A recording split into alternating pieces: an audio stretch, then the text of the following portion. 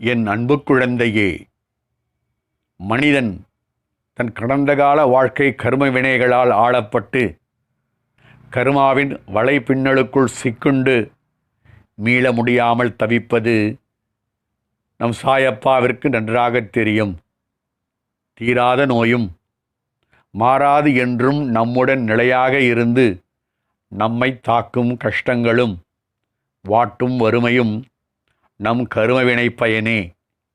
அதிலிருந்து நாம் விடுபட வேண்டுமென்றால் சாயி பாபாவின் பாதங்களில் பரிபூரணமாக சரண் அடைவதுதான். இதுதான் ஒரே வழி.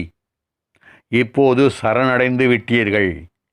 இனி உங்கள் வளமான வாழ்க்கையை யாரும் தடுக்க முடியாது, எதுவும் தடுக்க இயலாது. பாபாவின் கடைக்கண் பார்வை நம்மேல் பட்டாலே இவைகளில் இருந்து எல்லாம் நாம் முழு விமோசனம் பெற்று நலமாக வாழ முடியும். நமது அன்பு அப்பாவை, கருணையே உருவான நம் சாயி பாபாவை, கரம் பிடித்து காத்து வரும் நம் அப்பாவை பரிபூரண நம்பிக்கையோடு தினம் தினம் வணங்கி வந்தாள் நம் பசியும் பிணியும் நீங்கி உடலும் உள்ளமும் சுத்தம் அடைந்து நலமோடு வாழ்வோம். மனித வாழ்க்கை மகிழ்ச்சியும் வேதனை கொண்டதுதான். இவை இரண்டும் மாறி மாறி வருபவைகள்தான்.